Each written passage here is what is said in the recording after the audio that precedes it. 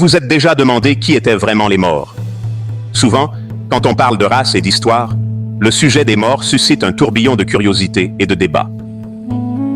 Dans cette exploration captivante, on va percer les mystères et fournir des preuves historiques concrètes sur la véritable race des Maures.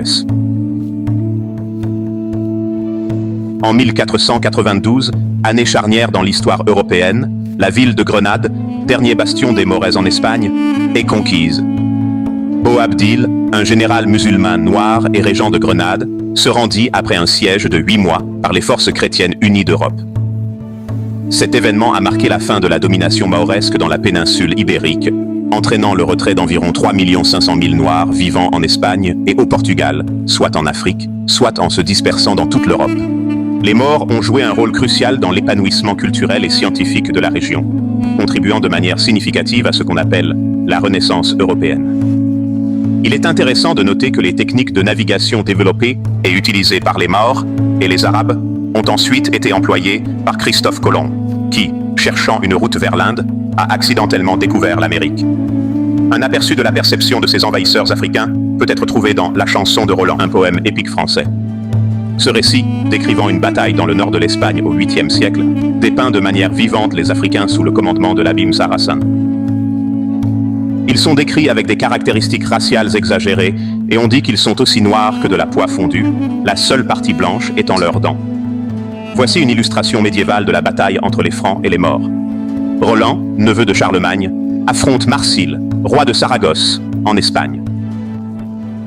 Remarquez les visages noirs et clairs des Maures. Dans cette illustration de 1335, le royaume d'Agen en France est défendu par les Maures contre les armées de Charlemagne au 8e siècle. Un roi mort, debout devant l'Antéchrist. Dessin de propagande des chrétiens, en l'an 1400. Illustration de la bataille de Poitiers par Charles de Steuben, en 1837. Si le chef musulman est manifestement un arabe, on remarque que les 7 personnes derrière, à côté de lui, et à ses pieds, à l'exception de la femme blanche dont la présence semble fortuite, sont toutes noires.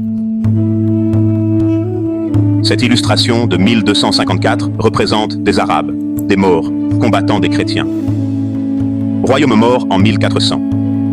Observez la couleur très noire des Africains du Maghreb, y compris celle de la reine et du roi. Ceci montre une tapisserie connue sous le nom des hommes sauvages et des Maures. Il y a 13 noirs du côté des Maures, y compris le roi et la reine, au-dessus et près l'un de l'autre. Le roi chrétien d'Espagne, Pierre d'Aragon, recevant les têtes décapitées de 4 princes morts de la dynastie almoravide. Vous pouvez voir que les têtes sont excessivement noires. Cette image montre les 4 têtes des mêmes régents morts sur le drapeau officiel de la Sardaigne, une île d'Italie, aujourd'hui. En 639, les Arabes se lancent dans une mission, dans le cadre de leur djihad, pour répandre l'islam par la guerre et établir un contrôle politique. Cette campagne les conduit en Afrique, en commençant par l'Égypte. À cette époque, une grande partie de la population noire indigène d'Égypte avait émigré ailleurs, et ceux qui restaient s'étaient mélangés à des groupes à la peau plus claire, qui avaient mis fin à la domination pharaonique de la région 1000 ans plus tôt. La conquête de l'Égypte par les Arabes leur permet d'absorber ces riches connaissances. Leur expansion se poursuit en Libye et au Maghreb, région principalement habitée par les Berbères d'origine, connus des Romains sous le nom de Maures. Le terme Maurs vient du grec et du romain Mauros ou Maores, qui signifie noir. Les Maures avaient des pratiques religieuses diverses. Certains ont été christianisés par les Romains, tandis que d'autres ont suivi l'animisme africain traditionnel, vénérant Amon comme la seule divinité.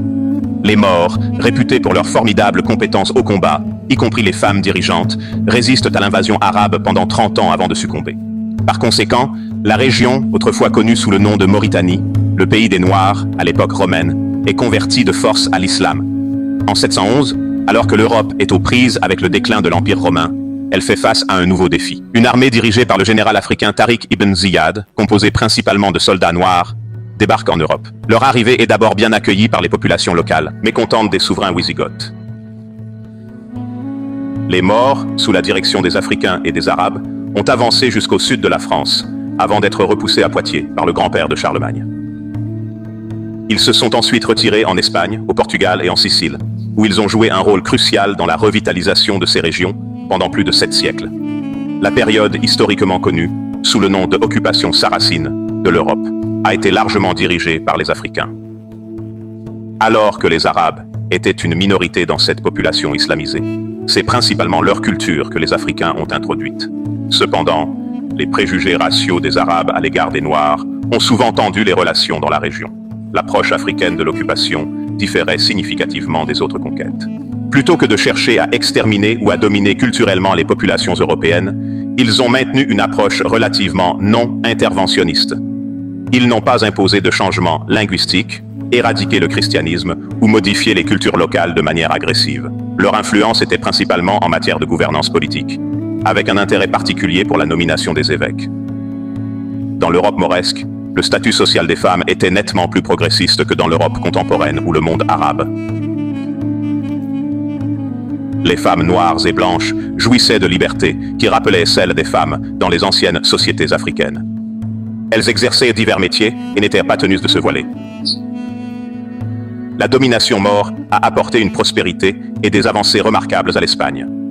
Ils ont introduit un mélange de savoirs africains, arabo-persans et indiens, ont fortement réduit les impôts et étaient passionnés par l'éducation, créant 17 universités à travers l'Europe.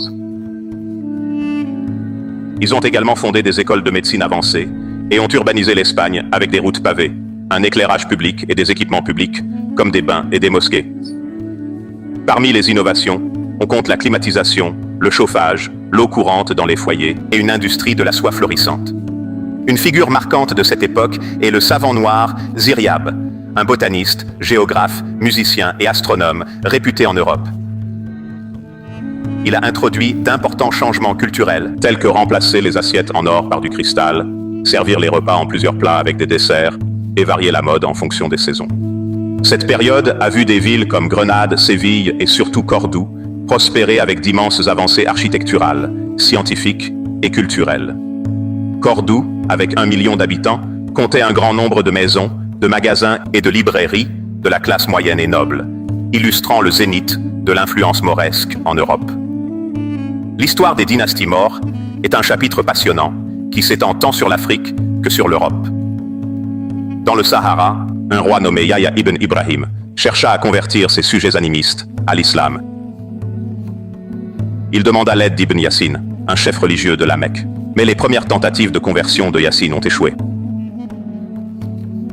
Après avoir été rejeté, Yassine a connu un certain succès au Sénégal, où il commença à rassembler des partisans.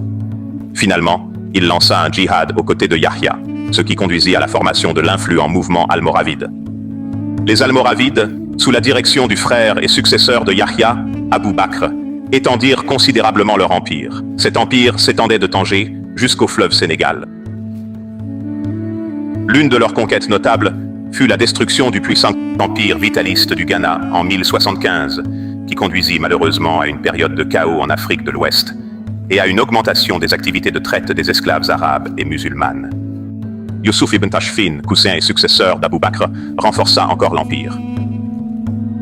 Décrit comme un homme à la peau brune et aux cheveux crépus, Tashfin fonda la ville de Marrakech et joua un rôle crucial dans l'expansion de l'influence mauresque en Espagne et au Portugal.